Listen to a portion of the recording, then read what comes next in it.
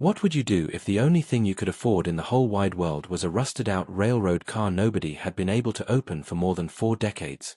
For Wren Halloway, 19 years old and standing alone on a windswept siding in the high plains of eastern Colorado, this wasn't a hypothetical. It was the sum total of her circumstances. For dollars, paid in worn silver coins to a bored auctioneer, had bought her a boxcar the railroad wanted gone and no one else wanted at all. The people of Ashfork Bend laughed openly when they heard about it. A girl, an orphan, buying a locked-up derelict that grown men with crowbars and dynamite had walked away from.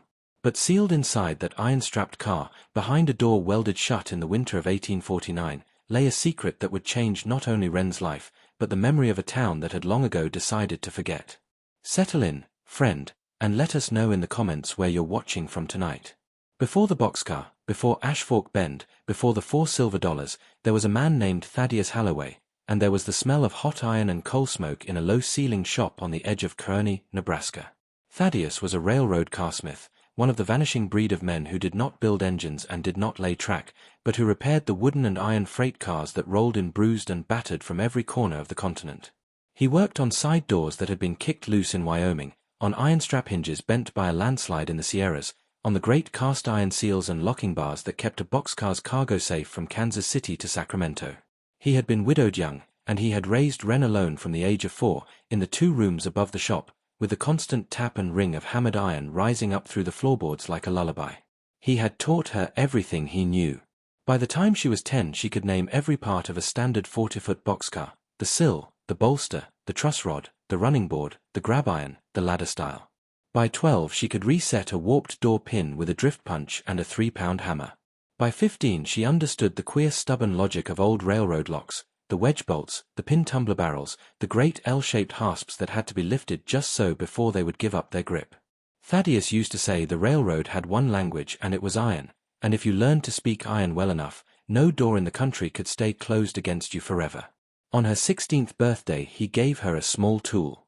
It was a carsmither's key. Not a key that opened any particular lock, but a slender, hand-forged bar of blued steel about 6 inches long, hooked at one end and flattened at the other, meant for feeling out the internal geometry of a jammed mechanism. He had made it himself when he was an apprentice in Illinois, and it fit her palm as if the metal had been waiting for her hand all along. She wore it on a leather thong around her neck under her collar, and she wore it there still, 3 years later, on the morning she stood on that siding with $4 gone and a boxcar to her name. But that morning was a long road from the shop in Kearney.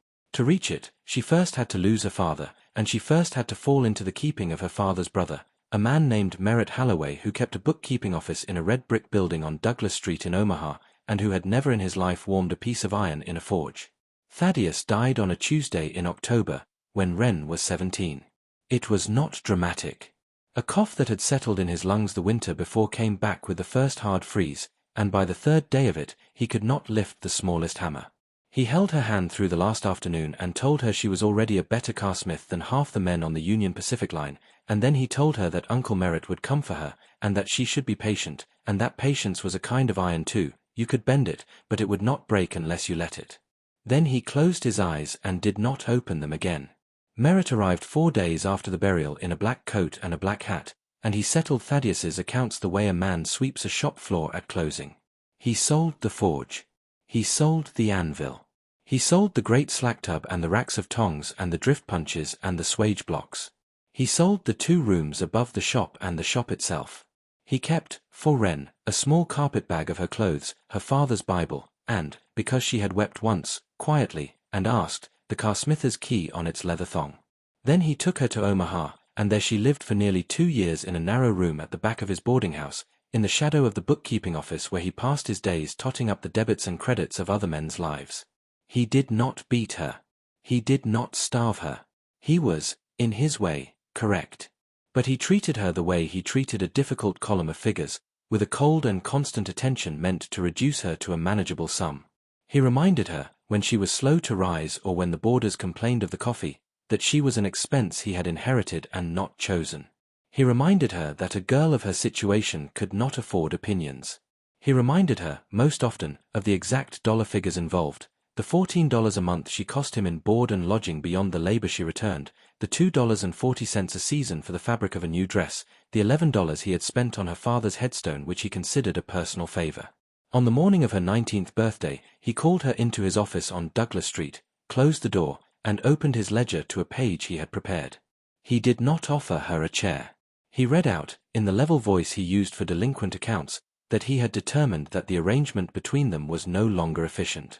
He had, he said, spoken to a Mr. Castle in the town of Ashfork Bend, Colorado, who ran a small hotel and had need of a girl for the laundry. The position paid $3 a week and a bed. He had purchased her a stagecoach ticket.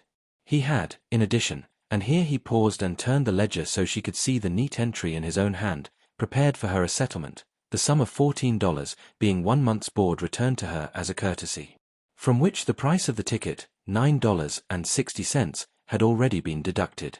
He slid $4 silver and 40 cents across the desk toward her. He did not say goodbye. He said, "This closes the account." Wren did not argue. She did not weep.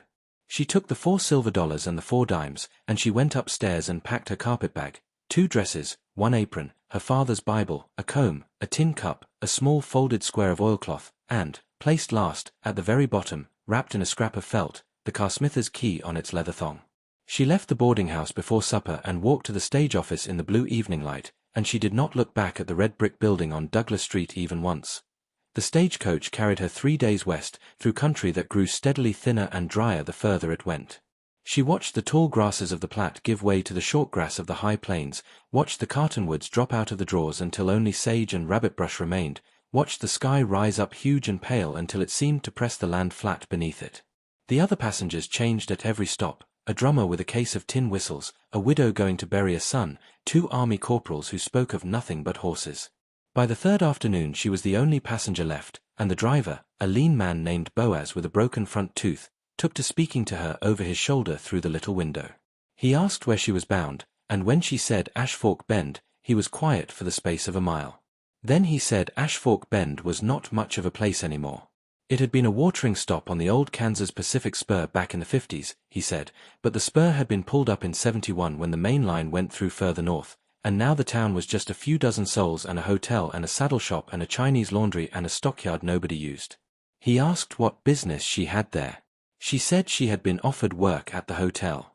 He nodded slowly and said Castle was not the worst man in the county, but he was not the best one either, and she should keep her wages in her own pocket and not in his safe.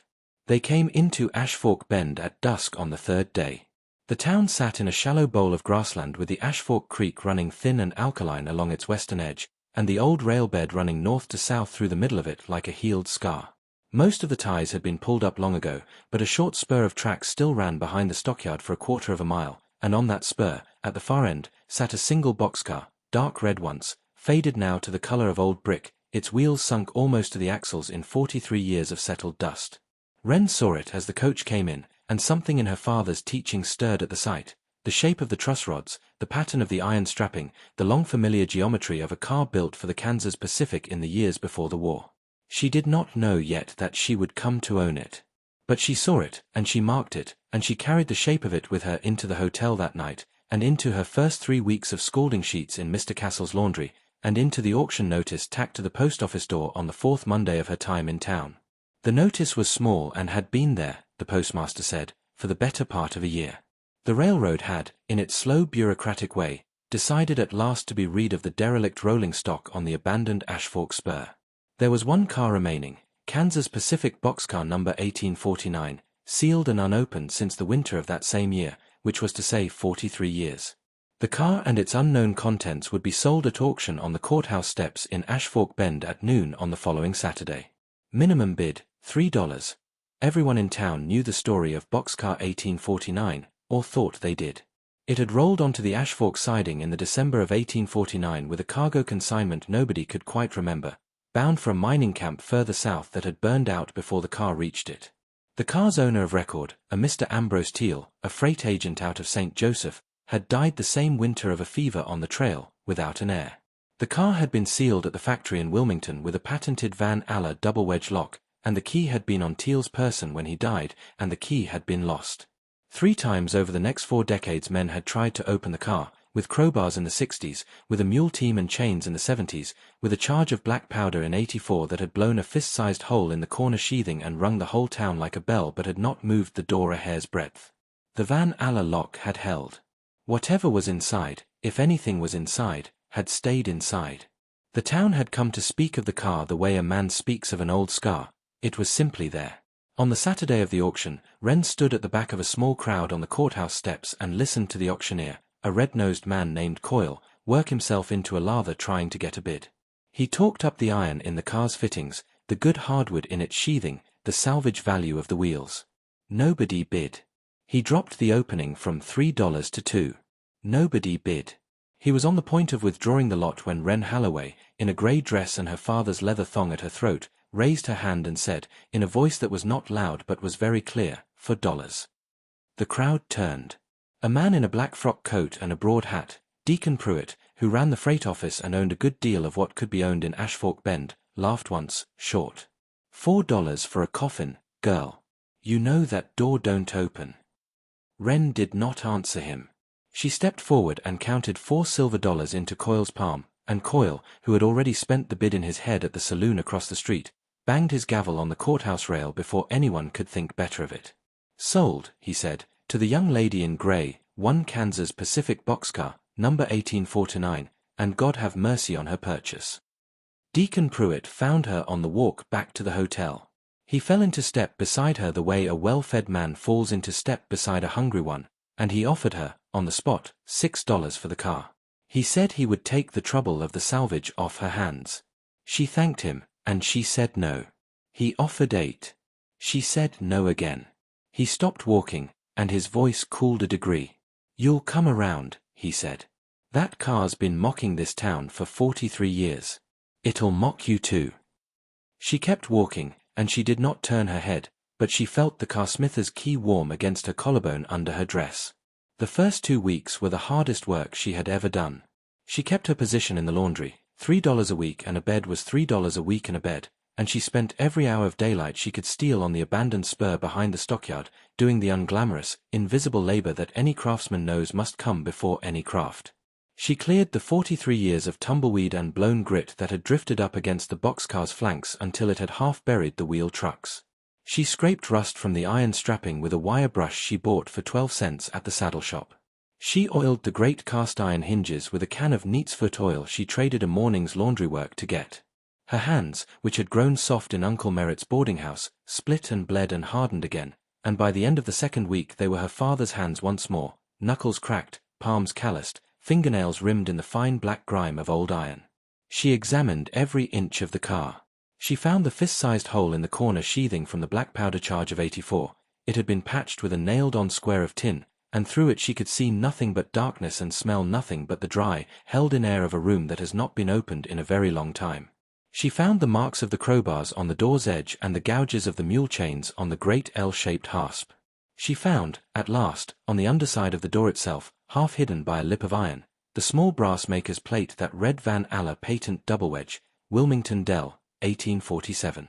And here she sat down on an overturned bucket and put her head in her hands, because she knew the Van Alla lock. Her father had shown her one once, taken from a wrecked car brought into the Kearney shop, and he had spent a whole afternoon walking her through its cruel and clever geometry. It was a lock that had 2 internal wedges driven apart by the turning of the key, and once the wedges were set, no force applied to the door from the outside would move them. The harder you pried, the tighter the wedges bit. You could not break a Van Alla. You could only pick it, and to pick it you had to reach the wedges from inside the mechanism itself, through a slot no wider than a knitting needle, and you had to know exactly the angle at which to lift the near wedge while depressing the far one, and you had to do it by feel, in the dark, with a tool shaped like, and here she lifted her hand slowly to the leather thong at her throat, a slender, hand-forged bar of blued steel, hooked at one end and flattened at the other. She had, sitting on that overturned bucket in the dust, the only key in Ashfork Bend that could open Boxcar 1849. She had had it, unknowing, since her 16th birthday. She wept then, just a little, because it was too much and because her father was not there to see it. And it was then, in the low sun of a late afternoon, that the old man came walking up the spur. His name was Silas Munn, and he was the oldest living resident of Ashfork Bend. He had been a section hand on the old Kansas Pacific Spur in the 50s, and he had been in the town the December the boxcar rolled in, and he was somewhere north of 80 years old now, though nobody was sure exactly where. He walked with 2 canes and he wore a hat that had lost its shape 20 years back.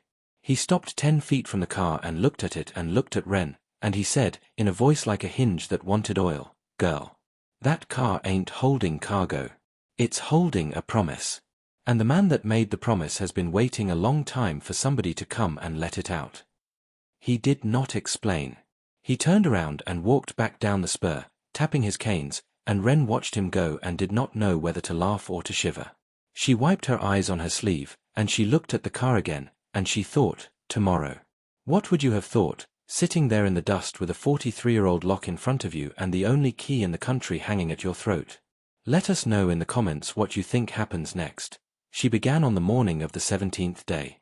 She had traded a full week of extra laundry hours to the blacksmith, a broad quiet man named O.D. Kettering, in exchange for the loan of a small portable forge, a set of files, and one uninterrupted afternoon at his workbench. She used the afternoon not to alter her father's key, she would not have altered it for anything, but to file down a second, thinner probe from a length of buggy whip wire, so that she could hold the near wedge in the Van Allen mechanism steady while her father's key lifted the far one. It was the trick her father had described that afternoon in Kearney, and she had never done it, and she was about to do it on a lock that had defeated 4 decades of grown men. She climbed the iron ladder on the end of the boxcar and sat on the roof for a while in the wind, gathering herself. Then she climbed down and knelt in front of the door. She threaded the buggy wire probe through the pin slot on the near side of the hasp, and she felt for the near wedge, and she found it, a small resistant hardness, greased once 43 years ago and dry as bone now. She held her breath and depressed it, and it moved, sluggishly, the 1/8 of an inch it needed to move. Then she threaded her father's key through the far side, and she closed her eyes, because her father had taught her that a carsmith works by feel and not by sight, and she found the far wedge, and she lifted it, a quarter turn, just so, and somewhere inside the great cast-iron body of the Van Allen lock, a spring that had been waiting since 1849 gave up its long patience and let go with a small dry click that she felt more than heard. The hasp swung free in her hand. She sat back on her heels and stared at it. Then she stood, and she set both palms flat against the boxcar door, and she pushed.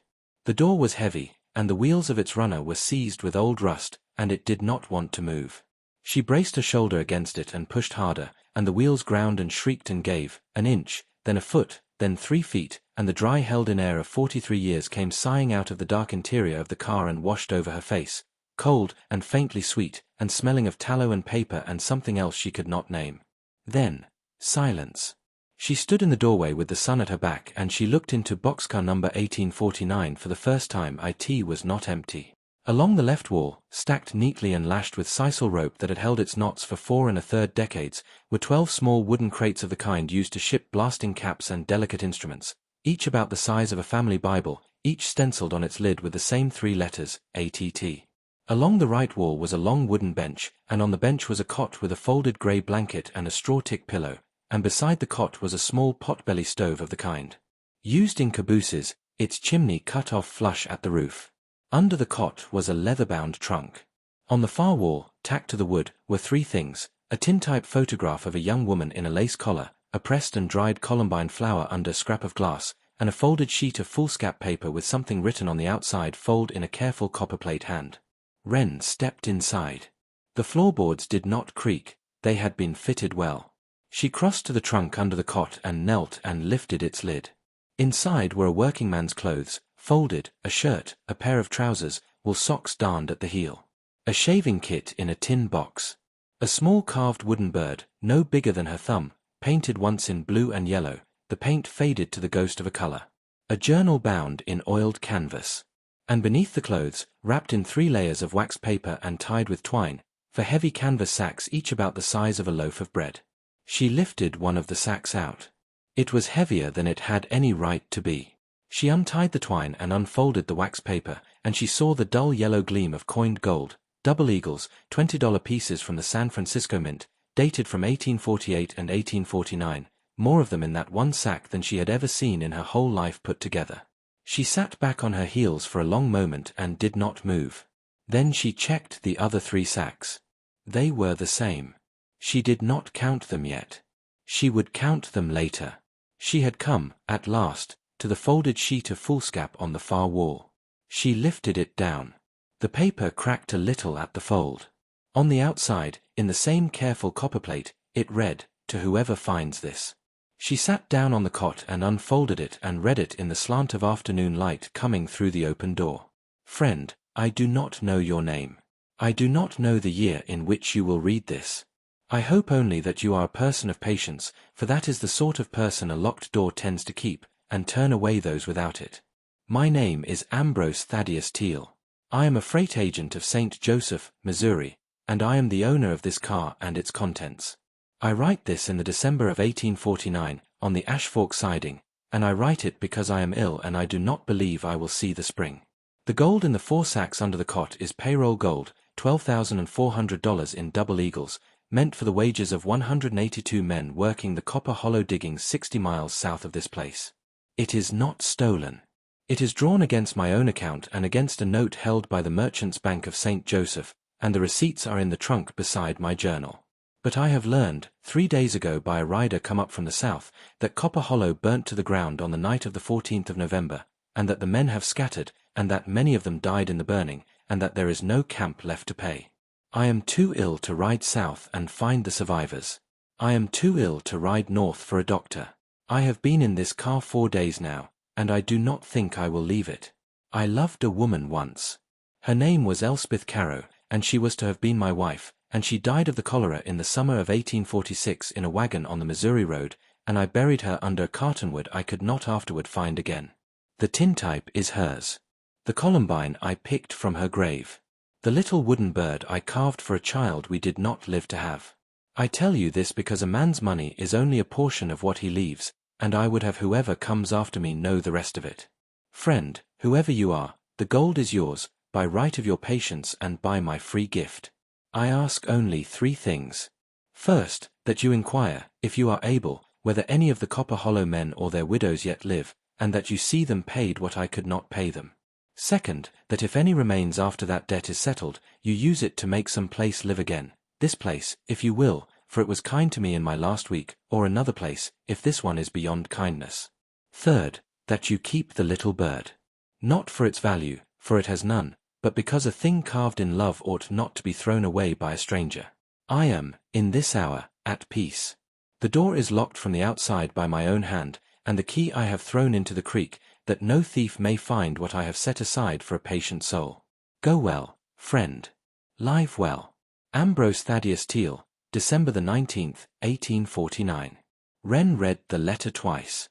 Then she folded it very carefully along its original creases, and she held it in her lap, and she looked at the tintype of Elspeth Carow on the wall, and at the pressed columbine under its scrap of glass, and at the small carved bird in her palm, and she understood at last what Silas Munn had meant. The car had not been holding cargo. It had been holding a promise. And the man who made the promise had been waiting 43 years for a patient soul to come and let it out. She sat with him a while in the quiet. Then she rose, and she closed the door of the boxcar behind her, and she walked back into Ashfork Bend to begin the work of keeping his word. She did not tell the town what she had found. She told 2 people. She told O.D. Kettering the blacksmith, because she needed a man she trusted to help her move the 4 sacks of gold, and because she had already learned to trust him. And she told Silas Munn the old section hand, because she owed him for a prophecy fulfilled and because he was the only living person in Ashfork Bend who might remember the names of the Copper Hollow men. O.D. came with a mule cart at dusk and did not ask a question the whole way out to the siding. He looked once, briefly, into the boxcar, and he saw what was in the sacks, and he took his hat off and put it back on and said, "Where do you want them, Miss Halloway?" She said the safe at the hotel would not do. Mr. Castle was Deacon Pruitt's cousin. O.D. said his forge had a strong box bolted to the floor under the anvil that had been his father's, and that no man in the county knew of it but him. That night the 4 sacks of Ambrose Teal's payroll gold slept under O.D. Kettering's anvil, and Wren slept on her cot in the hotel laundry, and she did not dream. Silas Munn, when she read him the letter the next morning on the porch of his one-room cabin, wept without shame for a good 5 minutes. Then he wiped his face on a red bandana and he said he had known Ambrose Teal slightly, had shared a coffee with him twice on the Ashfork siding, had thought him a kind and quiet man, and had wondered every year of the last 43 what had become of him. He said he could remember the names of 11 Copper Hollow men, and he thought he could recall the counties most of the rest had hailed from, and he said if Wren was serious about seeing the debt paid he would help her write the letters even if it took him the balance of his life, which he did not think would be long. They wrote the letters together, over the following months, at the little table in Silas's cabin, inquiries to county clerks, to postmasters, to the pension office in Denver, to the surviving churches in mining towns that had themselves nearly ceased to be. O.D. Kettering paid the postage without being asked. The widow Hesper Dooley, who ran the boarding house across from the hotel and who had lost a husband of her own to a mine collapse in '77, brought them supper 3 nights a week without a word, and would not take a cent for it. The carpenter, a lean man named August Ree, appeared one Saturday morning at the Boxcar with a set of long timbers and rebuilt the rotted sill under the door so that the car would not sag into the earth, and when Wren tried to pay him he said only, "You paid $4 for it. Leave me the pleasure of paying the rest."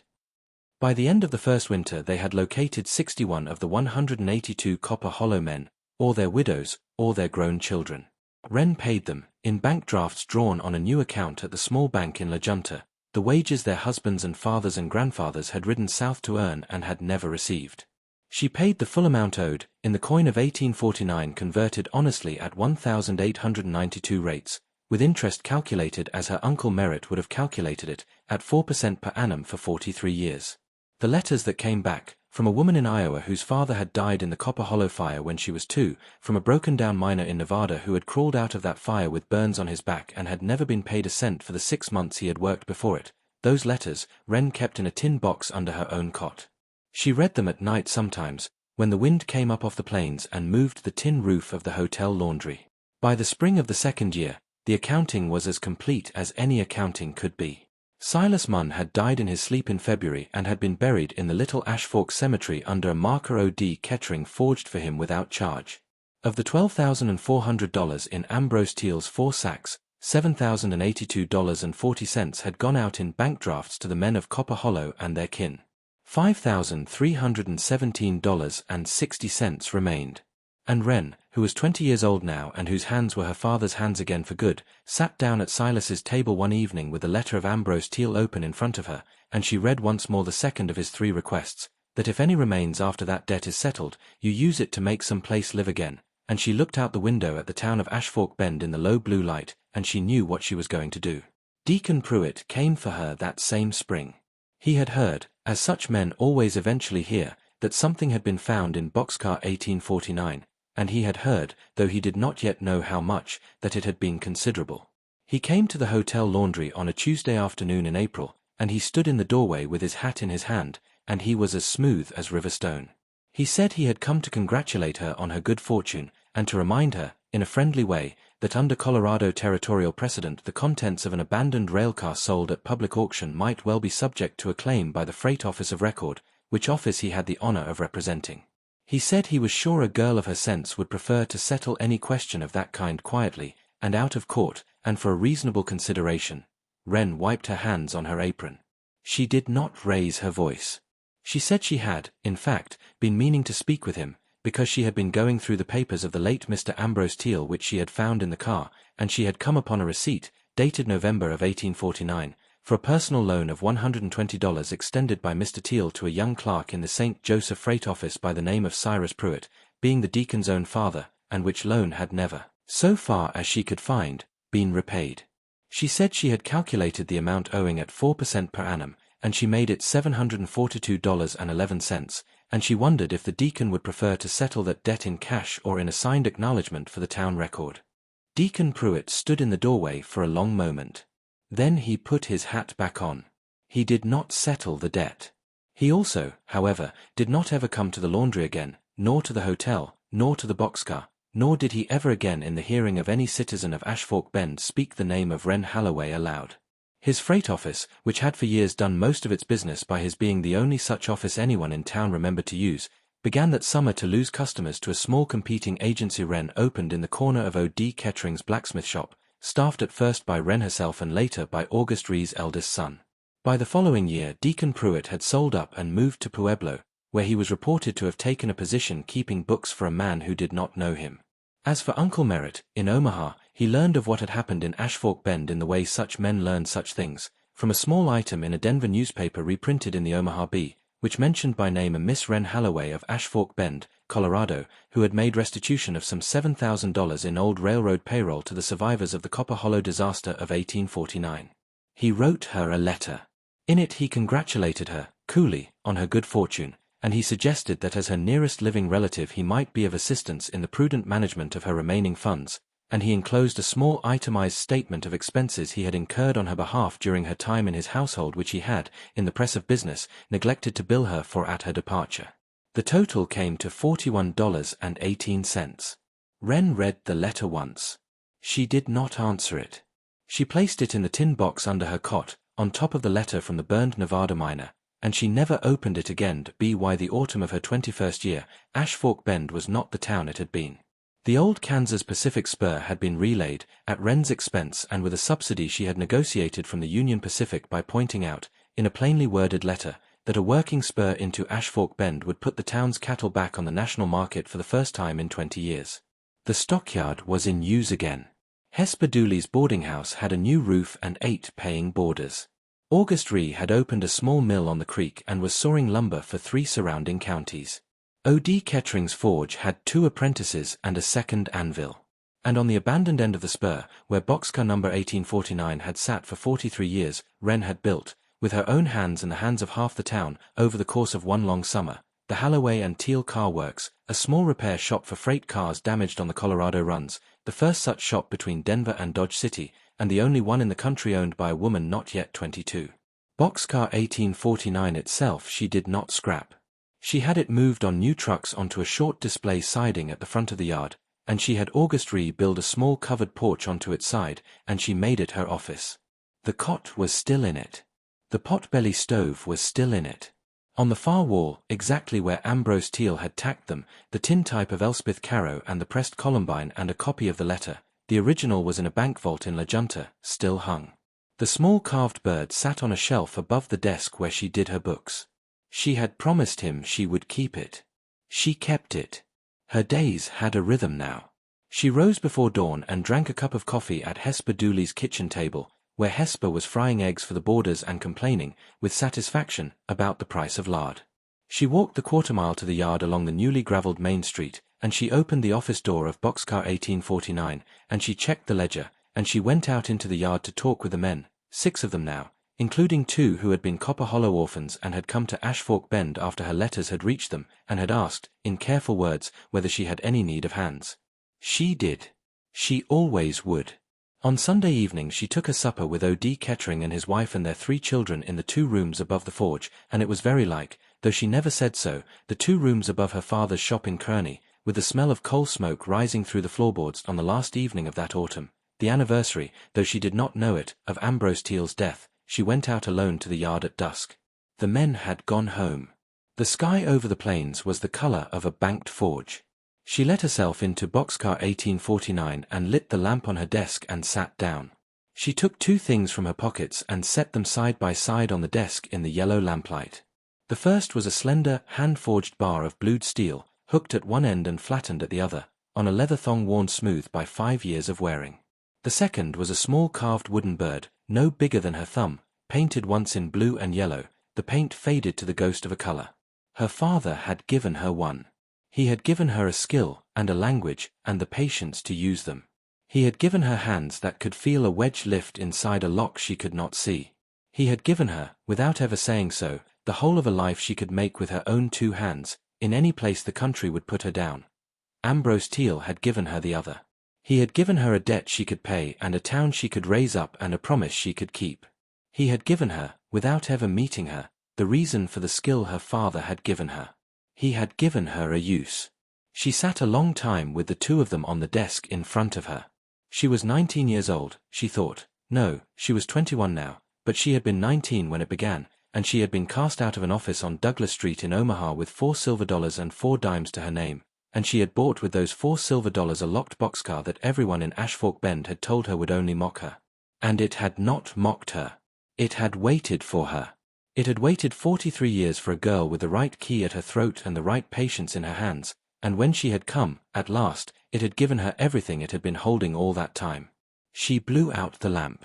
She closed the door of Boxcar 1849 gently behind her, and she locked it. With a new lock, of her own choosing, whose keys she kept on the same leather thong as her father's, and she walked home across the yard in the last of the light. Thank you for staying with us to the end of this story of patience and inheritance.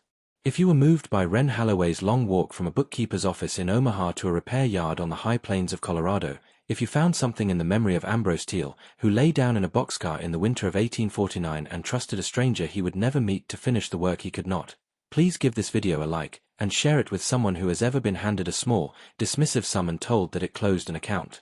Don't forget to subscribe, and tap the bell, so you won't miss our next tale. The story of a young widow in the Arizona Territory who bought a boarded-up bathhouse at a tax sale for $11 and found, behind its cracked tile wall, the ledger of a lost stagecoach line and a claim the county had spent 30 years pretending did not exist. Until then, friend, be well. And tell us, if you will, in the comments below, has there ever been a thing in your own life that others called worthless, that you kept anyway, because something in you knew better? We would like, very much, to hear about it tonight.